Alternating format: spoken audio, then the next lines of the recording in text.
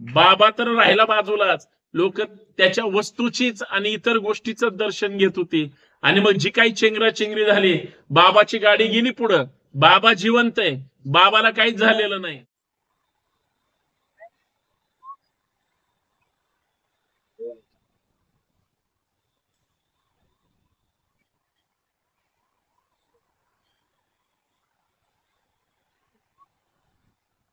मेरी घरवाली गई, माँ गई भैया मेरी, तो सब लटुआ में तो भैया का चिना बचो। मेरी बेटी गई है, इससे बड़ी चोट क्या लगेगी। उत्तर प्रदेशच्या हाथरस मधील महाभयंकर मानवी हत्याकांडामध्ये संपूर्ण देशाला हलवून टाकलं. नारायण साकार हरी उर्फ भोले बाबा या भोंदूच्या सत्संगामध्ये शेकडो लोक मारली गेली. आणि ही नुसती मारली गेली नाहीत, तर या चेंगराचेंगरीमध्ये बरीच माणसांचे जीव गेले. परंतु ना सरकारला याचं काही देणं घेणं आहे, ना प्रशासनाला. अहो, ज्या वेळेस 121 मुर्दे हॉस्पिटलमध्ये घेऊन गेलं, तर तिथं डॉक्टर फक्त एक होता. आणि सत्संगच्या नावाखाली अंधश्रद्धा, कर्मकांड, थोतांड ह्या सगळ्या गोष्टीमध्ये सर्वसामान्य माणसाची मात्र चिलटा मुंग्यासारखे जीव घेतले जातात. ही अत्यंत भयानक प्रकार आहे. सत्संग झाला, सगळं झालं, पण जे काही प्रकार घडलाय तो माणसाला उद्ध्वस्त करणारा, कुटुंबांना उद्ध्वस्त करणारा आणि इथल्या व्यवस्थेला हादरा देणारा हा सगळा प्रकार आहे. मित्रांनो, तुम्ही आम्ही जागं राहिलं पाहिजे. धर्माच्या नावावर किंवा कुठल्याही गोष्टीमध्ये सहभागी होत असताना गर्दीत जायचं का, काही गोष्टी केल्या पाहिजेत का, काही गोष्टी टाळल्या पाहिजेत ना. आणि सगळ्यात महत्त्वाचं, माझं कुटुंब आणि माझी जबाबदारी हे आपण समजून घेतलं पाहिजे. अन्यथा हॉस्पिटलमध्ये चिरडून माणसं मेली आणि माणसाच्या बॉडीला, जीवाला जर काडीची किंमत नसेल, तर ह्या व्यवस्थेचे धिंडवडे कुणासमोर काढणार. मग उद्ध्वस्त होणार बायका, मुलं, लेकरं बाळ, ते रडत बसणार किंवा बोलत बसणार. याला जबाबदार कोण, हा सगळा इतिहास जगासमोर आला पाहिजे. दुर्दैवी घटना आहे आणि त्या घटनेचं पोस्टमॉर्टम, पुढे व्हिडिओ संपूर्ण पहा, तुम्हाला सगळं चित्र माझ्या शब्दात पाहायला मिळेल. मित्रांनो, सर्वांनी शेवटपर्यंत व्हिडिओ पहा. उत्तर प्रदेश, हाथरस, भोले बाबा का चमत्कार. म्हणजे ज्या भोले बाबाच्या भोंदूगिरीला उत्तर प्रदेश, मध्य प्रदेश, राजस्थान आसपासची जी काही राज्य आहेत, अक्षरशः वेळ लावलंय ह्या भोले बाबांनी. 80,000 लोकांची सत्संगला परवानगी होती, पण भोले बाबाच्या सत्संगाला अंधश्रद्धा, कर्मकांड, थोतांड ही जी धर्माच्या नावावर राजकारण करणारे राजकीय गिधाड आहेत ना, त्यांची दुकानदारी चालवण्याचं काम हा भोले बाबा करतो. आणि जिथं 80,000 लोकांची परवानगी संबंधित स्थानिक पोलीस स्टेशनने दिली, तिथं साधारणतः 2.5 लाख लोक जमा झाली. सगळी भोळी बाबडी जनता, सगळी गोरगरीब जनता. आणि तो भोले बाबा जो पोलीस कर्मचारी होता, तिथं त्यांनी VRS घेतली, रिटायरमेंट घेतली आणि त्याने नाव बदलून चमत्कारी भोले बाबा म्हणून त्याने त्या ठिकाणी दुकान सुरू केलं. कुठे हिंदू धर्मरक्षक, हिंदूंचं राज्य आहे ना UP मध्ये, हिंदूंचं राज्य आहे ना देशामध्ये, का सगळे हिंदू धर्मरक्षक झोपले का? भोले बाबाच्या त्या सत्संग मध्ये 121 लोक मरण पावले, मेले, चिरडून मेले. लहान लहान मुलं मेली, लहान लहान मुली मेल्या, महिला मेल्या, चिरडून मेल्या आणि माणसं सुद्धा चिरडून मेली. आणि ज्यावेळेस चेंगराचेंगरी झाली आणि ते सगळे पोलीस किंवा तिथली लोक ज्यावेळेस दवाखान्यात घेऊन गेली, त्या उत्तर प्रदेशच्या मुख्यमंत्र्याला विचारा की ज्या हॉस्पिटलमध्ये घेऊन गेले तिथं किती डॉक्टर होते. 1 डॉक्टर आणि 121 मुर्दे त्याचे ट्रीटमेंट सुद्धा करू शकले नाहीत. अर्थात म्हणजे पुढचा कार्यक्रम, पोस्टमॉर्टम किंवा जे जखमी आहेत त्यांना उपचार करण्याची यंत्रणा सुद्धा त्या उत्तर प्रदेशच्या हाथरसच्या संबंधित हॉस्पिटलकडे नव्हती. इतका भोंगळ कारभार आहे उत्तर प्रदेशमध्ये. जे स्वतःला धर्मरक्षक महाराष्ट्रातले म्हणतात ना, आता कुठल्या बिळात जाऊन लपले, साले सगळे वेगळे आहेत. मी का असं म्हणतोय? माणसं मेल्यानंतर ह्यांना धर्म नाही आठवत. धर्म खतरेमध्ये कधी म्हणतात? ज्यावेळेस काँग्रेस काहीतरी करेल, ज्यावेळेस राष्ट्रवादी काहीतरी करेल, किंवा उद्धव ठाकरे काय भूमिका घेतील, त्यावेळेस ह्यांचा हिंदू धर्म, हिंदुत्व असं उकळ्या मारतं. आणि साहेब आता भोले बाबा का चमत्कार किधर गया? भोले बाबाने वाट लावली. लक्षात घ्या, भोले बाबाच्या त्या सत्संगमध्ये जी काही चेंगराचेंगरी झाली, तशी चेंगराचेंगरी महाराष्ट्र भूषण पुरस्कार वितरण समारंभाच्या वेळेस मुंबईमध्ये खारघरमध्ये झाली होती, ज्यावेळेस अप्पा धर्माधिकारी यांना महाराष्ट्र भूषण पुरस्कार दिला होता. दोन्ही कनेक्शन एक आहेत. काय झालं? तिथं सुद्धा चौकशी समिती नेमली. माननीय मुख्यमंत्री आणि सरकारला माहित होतं, चौकशी समिती नेमली की वेळ काढूपणा मिळतो आणि सगळ्या प्रकरणावर त्या ठिकाणी विरजन घालता येतं. म्हणजे त्यावेळेस सुद्धा 20-22 लोक, 25 लोक मृत दाखवली. खारघरच्या सुद्धा उष्माघाताने भरवून जी माणसं मेली, श्री सदस्य आणि जी काही माणसं तडपडून मेली, ते आकडा 20-25चा, तिथं सुद्धा 100-150 लोक मेल्याची अलिखित नोंद आहे. त्याची नोंद नाही, कारण जे मेले ते डायरेक्ट गाडीत घातले आणि गावाला पाठवून दिले. तिथले प्रत्यक्षदर्शी डॉक्टर आणि तिथले लोक सांगत होते, साहेब त्याची तर नोंद पण नाही. म्हणजे जे खारघरमध्ये घडलं त्याच्यापेक्षा, किंवा तसंच हाथरसमध्ये काल चेंगराचेंगरीमध्ये ह्या भोले बाबाच्या ह्याच्यामध्ये घडलं. महाराष्ट्रामध्ये अंधश्रद्धा निर्मूलन कायदा आहे. कर्मकांड, थोतांड ह्या बुवाबाजींनीच, आसाराम असेल किंवा राम रहीम असेल, त्याची सगळी पिलावळ असतील, किंवा हा भोले बाबा असेल, हे सगळेच एका माळेचे मणी आहेत. मी सहज एक माहिती पाहिली, त्याच्याकडे सेवा देणारे जे सत्संगमध्ये सहभागी असणारी लोक आहेत, कुठल्या ना कुठल्या आजाराने त्रस्त होते, त्यांचं असं म्हणणं आहे की भोले बाबांनी नुसता आशीर्वाद दिला, आमचे सगळे दुःख दर्द त्या ठिकाणी गायब झाले.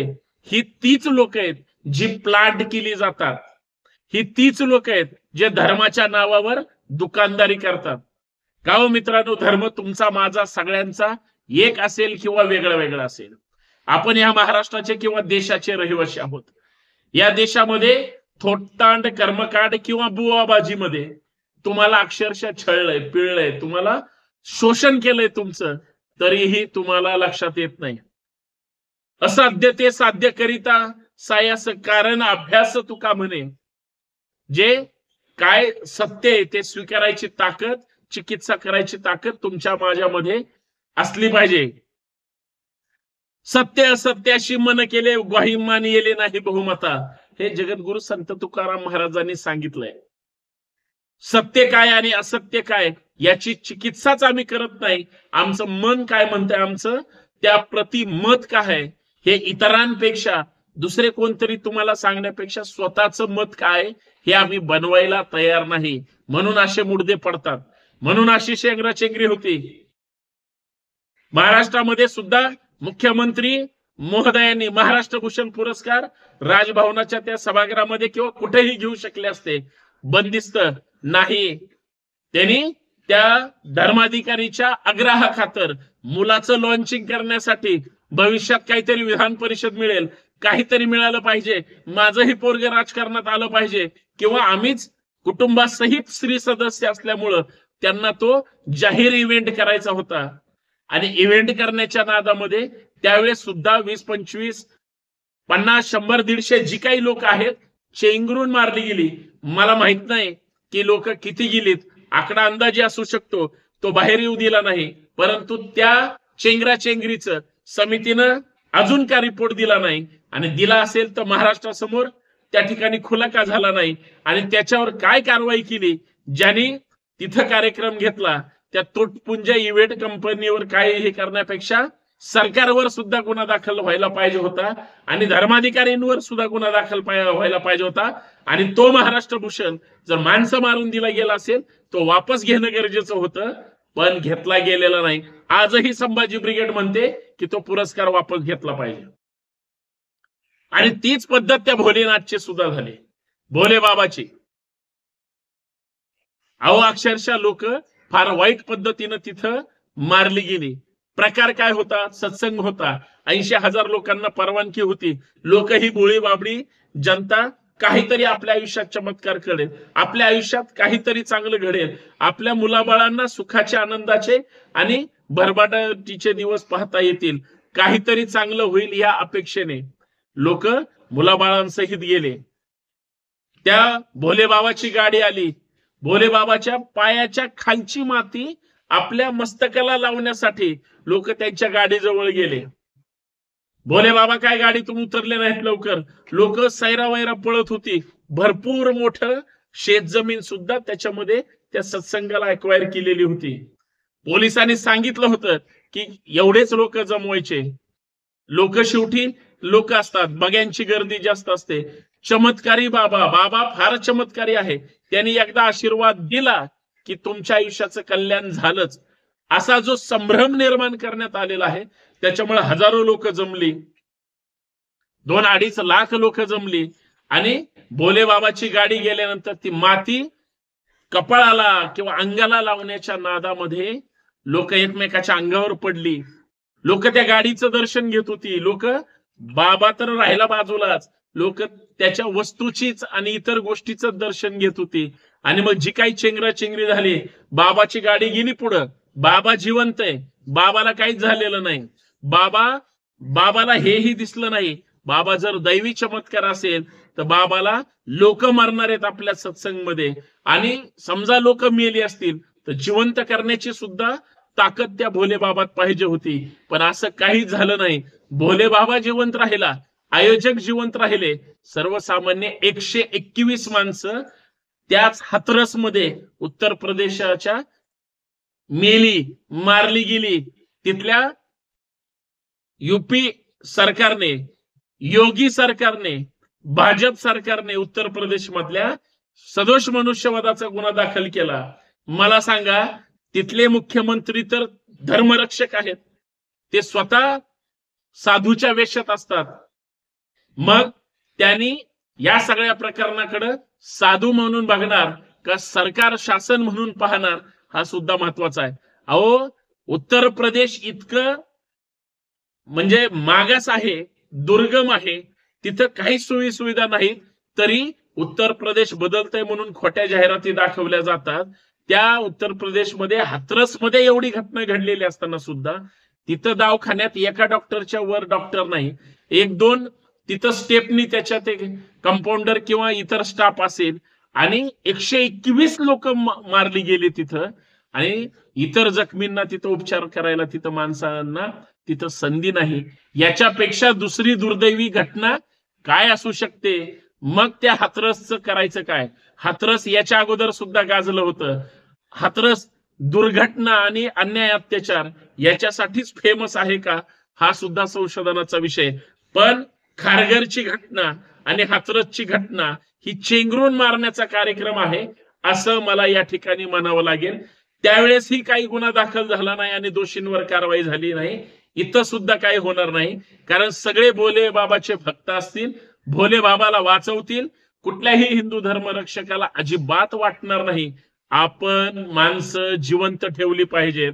आपण मेलेल्या माणसाच्या त्या भोले बाबाचा निषेध केला पाहिजे. अहो एक माणूस गेला असता तर हिंदुत्ववादी पेटून उठले असते. लव जिहादला कसे चवतळून उठतात, 100% उठलं पाहिजे. मग इथं तर भोले बाबांनी 121 माणसांचा जीव घेतलाय. आता धर्म संकटात नाही का? आता धर्म बुडाला नाही का? आता हिंदू खतरे में नाही का? याची उत्तरं कोण देणार?